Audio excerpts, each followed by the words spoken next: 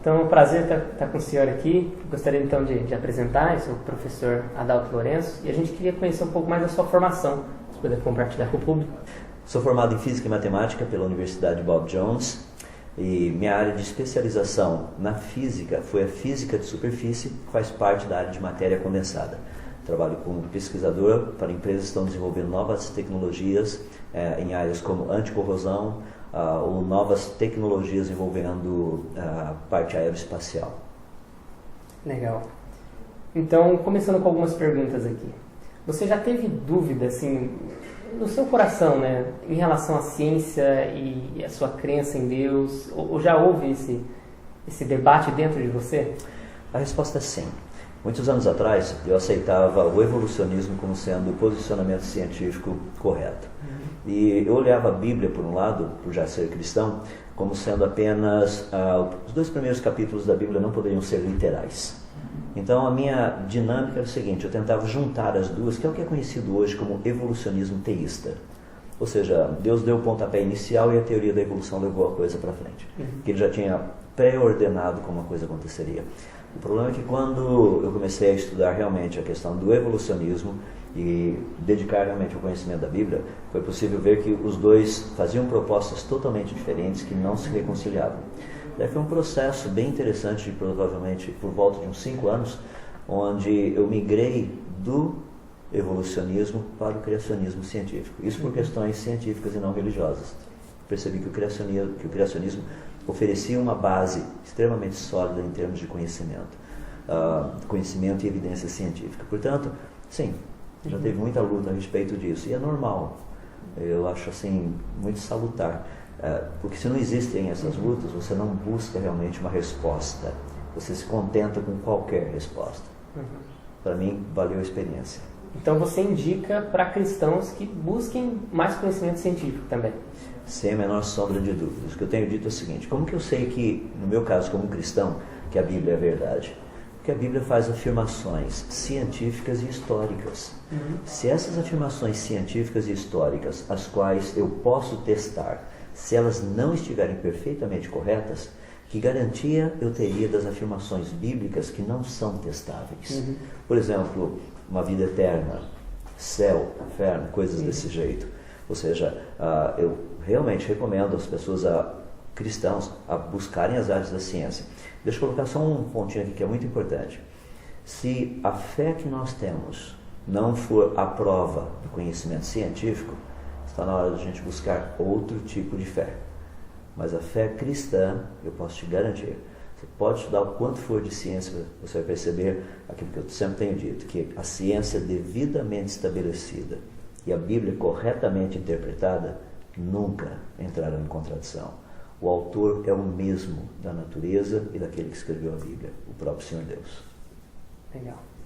Então, é bem difundido, né, tanto nas escolas como universidades, o fato de, por exemplo, o DNA do chimpanzé, né, ser muito parecido com o do ser humano, né, por volta de 90%, né, parecido, e muitos colocam isso como um fato da evolução, né, de serem primatas, né, estarem relacionados com os seres humanos por um ancestral comum. Como o criacionismo explicaria isso? Isso é uma pergunta fascinante. Na verdade, isso é um estudo feito pelo Dr. Morris Goodman, da Universidade de Wayne, lá no finalzinho da década de 90. Ele chegou à conclusão que 99,4% do material genético é similar. Isso porque ele comparou 97 genes do tipo beta-globin, que são genes funcionais. O que acontece é que ele fixou a ideia de que apenas 0,6% de todo esse material genético estudado entre seres humanos e chimpanzés, havia uma diferença de apenas 0,6%. E essa, tecnicamente, é uma diferença muito pequena se o número de genes fosse só 97. O problema é que existem cerca de aproximadamente 20 mil genes para serem comparados. Então, se 97 genes deu uma diferença de 0,6%, imaginem 20 mil praticamente. Para não ficar muito complicado, coloca por volta de 15 mil genes, você vai perceber que esses 97 genes de 15 mil é uma proporção muito pequenininha, muito pequena. Ou seja, numa proporção pequena, a diferença de 0,6% não é pequena, ela é gigantesca. Então, o problema principal é a quantidade de material genético comparado. Por exemplo, se você compara chimpanzés e seres humanos, chimpanzés têm 24 pares de cromossomos, seres humanos têm 23. O número de genes no ser humano ultrapassa 20 mil. O dos chimpanzés, 19 mil e pouco, não chega a 20 mil. Ou seja, se você for olhar pelo número de genes, por exemplo, o número de genes do ser humano é muito mais parecido com o número de genes do gato do que do chimpanzé. A diferença é de 34 aproximadamente. Se você for comparar o número do genoma, o tamanho do genoma, o ser humano é 3,2 gigas e o do elefante também é 3,2. Ou seja, esses problemas de comparação são meio complicados. O que nós temos existe uma similaridade extremamente pequena. Essa similaridade é que é importante nós entendermos. Essa similaridade, até onde nós temos, não significa uma ancestralidade comum. Legal. Outra pergunta que muitos cristãos fazem, por acreditarem firmemente na Bíblia em relação a fósseis. Eles se questionam em relação a ossos de hominídeos que são encontrados e também os fósseis de dinossauros. Como isso aí estaria relacionado com o relato bíblico? Uma das dificuldades principais é que as pessoas me perguntam, eu acho que está bem dentro do contexto, por que nós não achamos fósseis de seres humanos e dinossauros nas mesmas camadas de rocha? Essa é uma pergunta bem legal, porque na física nós temos o seguinte: quando nós estudamos organismos mortos dentro da água, nós percebemos que eles têm densidades diferentes. Por exemplo, a densidade de um peixe dentro da água é praticamente a densidade da água. A densidade de um anfíbio dentro da água é menor do que a densidade do peixe dentro da água. A densidade de um réptil dentro da água já é menor do que a densidade do anfíbio dentro da água. A densidade de um mamífero, de uma ave dentro da água, é menor do que a densidade do réptil dentro da água. Em outras palavras, se você tem um dilúvio global, por exemplo, todas essas formas de vida mortas, quando você tem maré alta e maré baixa devido à rotação da Lua ao redor da Terra, a própria rotação da Terra, quando você tem maré alta, você tem um processo de compressão devido à coluna d'água nessas formas de vida mortas no meio de toda essa água e toda essa lama. Então, os que têm densidade maior afundam.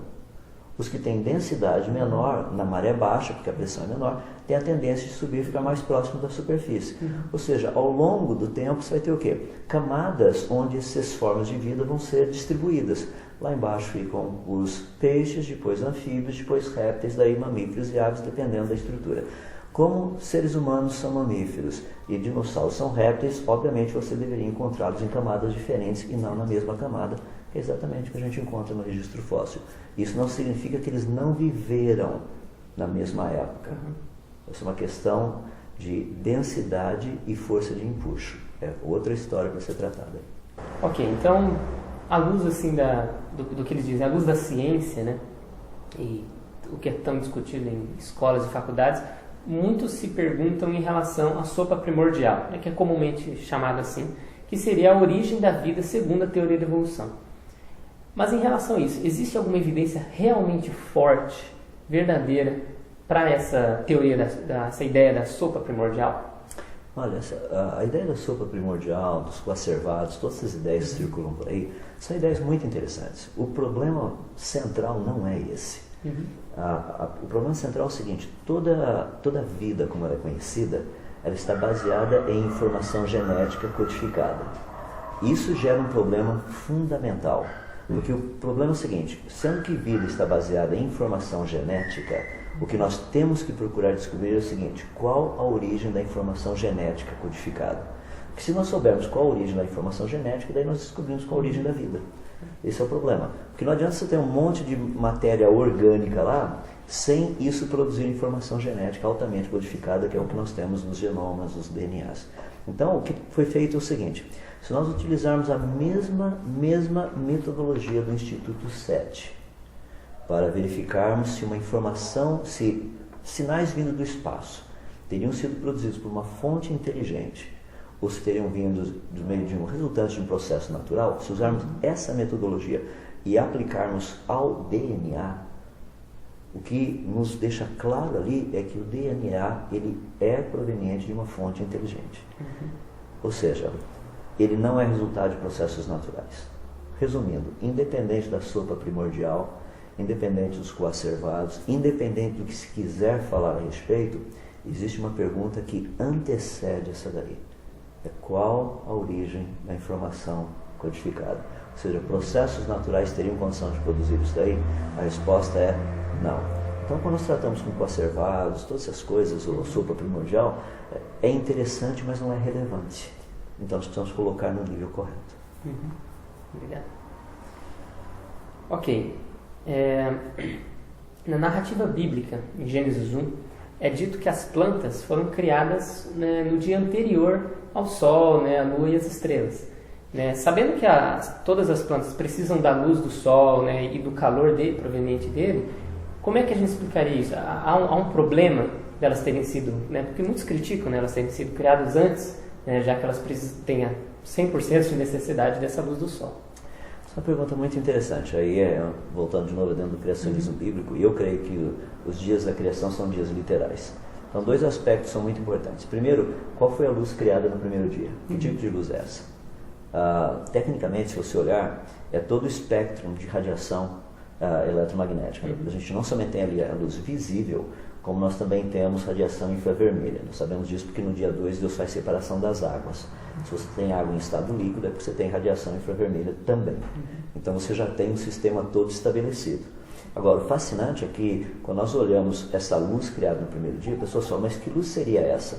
Você só precisa olhar de uma forma específica o universo ao nosso redor. Nós temos uma quantidade absurda de gases por aí emitindo uma luz gigantesca. Ou seja, não é um corpo celeste, é apenas gases. Isso aí não teria nenhuma dificuldade de usarmos o Gênesis 1, verso 3, falando a respeito dessa luz.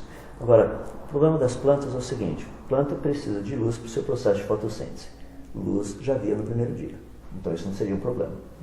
Tá? Embora o Sol tenha sido criado só no quarto, um dia depois. Vamos ser bem honestos. A plantinha ficar sem luz por um dia só não é o primeiro problema. Então não ia criar um problema específico. A dificuldade que muitas pessoas têm é aceitar que esses dias de Gênesis não seriam dias literais. Porque, se eles forem eras geológicas de milhões de anos, daí nós temos um grande problema. Tentar explicar como que plantas teriam sobrevivido apenas com luz vindo de nebulosas e coisas assim, daí a coisa fica complicada. Mas se os dias foram dias literais, como eu creio que foram, não teria nenhum problema em termos dessa sequência de eventos que a Bíblia nos dá. Isso do ponto de vista da ciência. Ok, então em relação a uma interpretação sua, né, ou que você já ouviu, em relação ao trecho que diz que a terra era sem forma e vazia, que o Espírito de Deus pairava sobre a face das águas, logo no início de Gênesis. Isso é um texto fascinante. Primeiro, vamos voltar para a afirmação científica. A afirmação científica diz que o Espírito de Deus pairava por sobre as águas. Isso significa que havia moléculas de água logo no início do universo. Isso já foi detectado. Nós encontramos moléculas de água há bilhões de anos-luz, ou seja, há quase 13 bilhões de anos-luz, moléculas de água. Ou seja, o universo estava logo no seu início e já havia moléculas de água. Isso cria um problema muito sério, porque para que moléculas de água possam existir no início do universo, você teria que ter estrelas que já teriam vivido por um tempo suficiente para que passassem por esse ciclo de hidrogênio formando hélio, formando lítio, até chegar no ciclo que a gente chama de CNO, carbono, nitrogênio, oxigênio, e o oxigênio ter sido formado lá no interior da estrela, a estrela explodir, e esse oxigênio que estava dentro sair, ser liberado pelas ondas de choque, agora juntar com o hidrogênio e formar moléculas de água. Agora, num universo que era praticamente infantil, ter moléculas de água é praticamente um absurdo. Tanto é que os cientistas não têm uma teoria formada de como essa água estava lá. O que nós sabemos é que a água estava lá, logo no início. Que é exatamente o que a Bíblia nos diz. Daí, em termos do versículo como um todo, existem muitas interpretações. Eu gostaria de deixar duas coisas bem específicas. Um amigo meu que já é falecido, o Dr. Carlos Oswaldo, ele foi um especialista na área de línguas, especificamente hebraico. E é muito interessante porque eu li isso em vários locais, não somente dele, mas citando que o verbo estava ou era sem forma e vazia não pode ser traduzido como tornou-se. A língua hebraica não oferece essa possibilidade. Então esse era o estado inicial do planeta Terra, sem forma e vazio. Ou seja, o verbo, quando fala dizendo que o Espírito de Deus pairava por sobre as águas, esse verbo pairar no hebraico é muito interessante. Imagina se você acendesse um palito de fósforo, apagasse, ficasse aquele filamento, aquele fiozinho de fumaça saindo. Agora você tenta passar a sua mão aqui bem no meio, de tal forma que não vai causar distúrbio nenhum na fumaça. Esse é o verbo pairar, é conseguir passar a sua mão aqui no meio sem causar distúrbio nenhum. Mostra a fragilidade do estado inicial.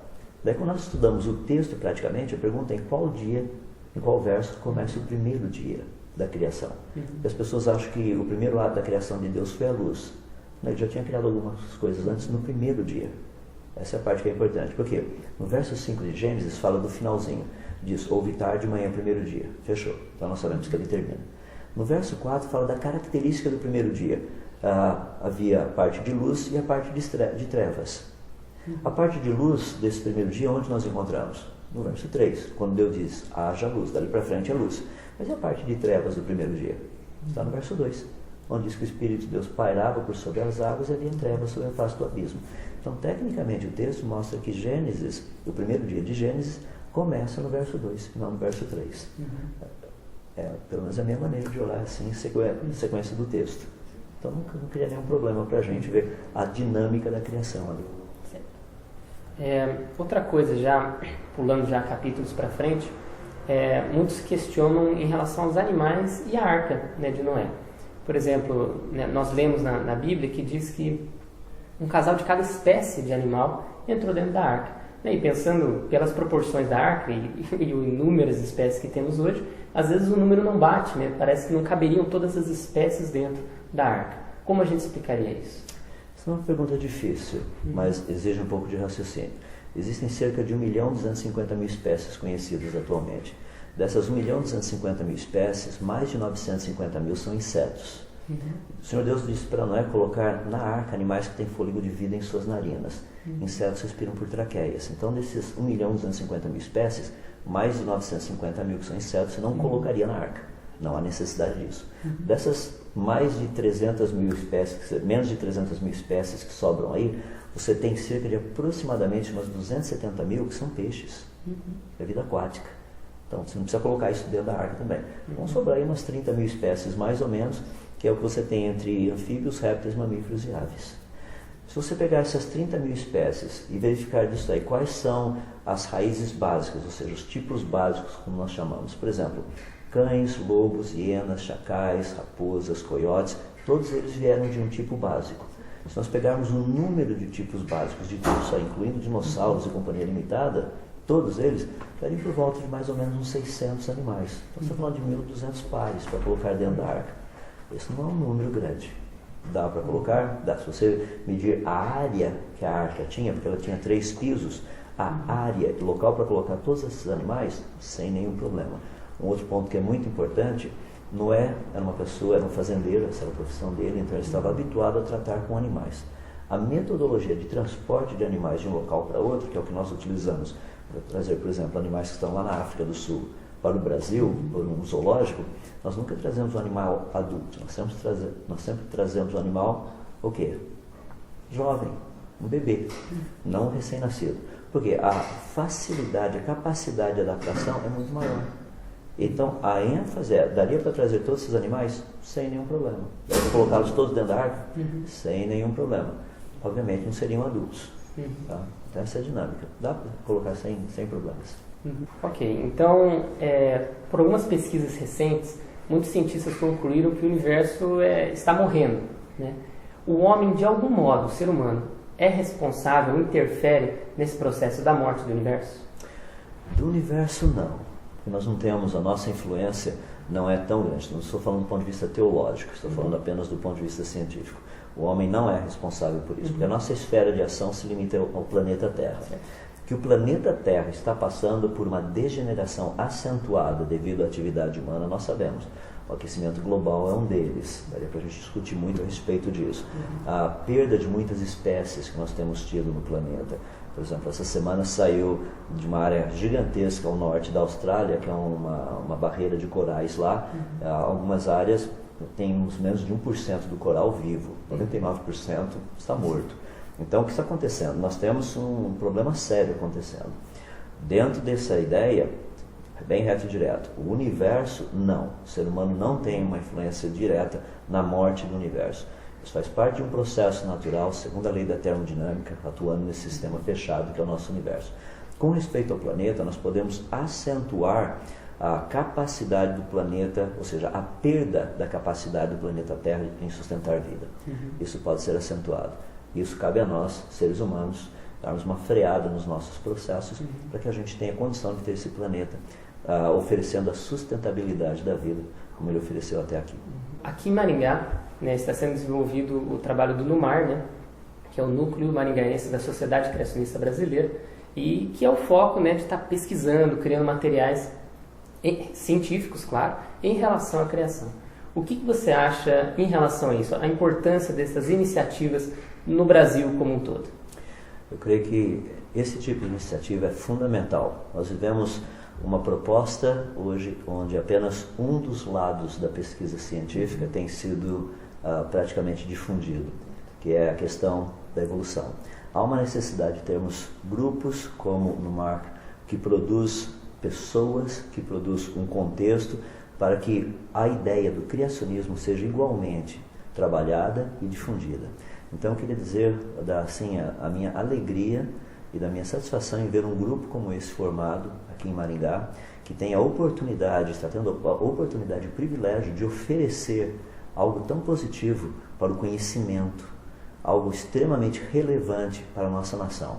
Eu espero que, se você tiver a oportunidade, o conheça, venha conhecer o NUMAR, se envolva com esse trabalho, invista nesse trabalho. É tudo o que precisa para a gente continuar fazendo a diferença no nosso país. Então, gostaríamos de agradecer a presença do senhor aqui com a gente. E se você quiser deixar mais alguma mensagem, né, para quem está nos assistindo. Bom, prazer. O desafio para vocês é bem simples.